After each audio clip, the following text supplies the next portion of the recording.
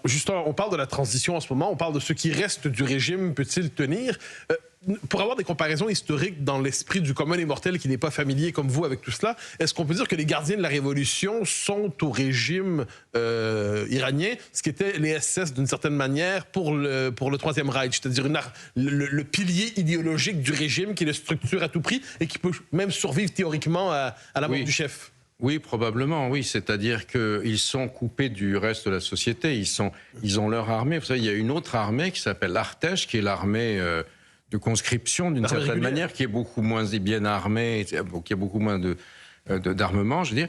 Et donc, eux sont dans une fidélité absolue et surtout ont bénéficié de prébendes extraordinaires qui, justement, ont fait scandale au début de l'année et qui ont causé les manifestations. Donc ceux-là sont prêts à tout parce que, en plus, ils ont été ceux qui ont tiré dans les yeux des manifestants. Et si jamais ça bascule trop fort, il va y avoir des règlements de compte. Donc la résistance, par exemple, à l'avènement du fils du chat ou d'une élite de remplacement démocratique qui naîtrait dans les suites des bombardements, c'est cette frange du régime qui va se mettre jusqu'à la dernière seconde?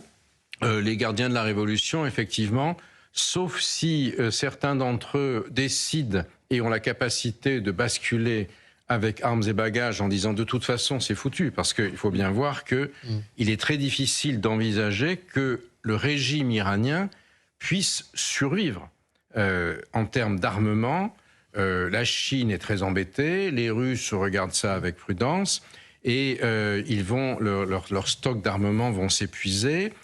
Ils espèrent le faire durer le plus longtemps possible parce qu'ils se disent plus ça avance, plus ça sera compliqué pour Trump parce que les midterms arrivent et sa popularité n'est pas terrible.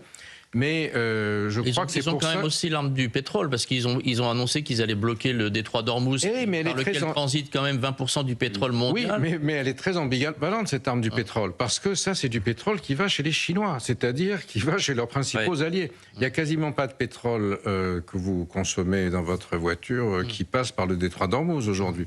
Et les Américains non plus, ils sont exportateurs, vous voyez. Donc, on est un peu dans une course de vitesse. C'est pourquoi il me semble que, parce que les Israéliens et surtout les Américains n'ont pas énormément de temps devant eux, Netanyahou aussi a une réélection éventuelle. Non, ça c'est qui sont là. Ça, c'est pour Trump, mais Netanyahou a aussi une échéance électorale. Mais pour Netanyahou, c'est plus simple. Parce que, effectivement, la destruction de la République islamique pour lui, ça vaut le blanc-seing de tout ce qu'on peut lui reprocher pour son incapacité à prévoir le 7 octobre.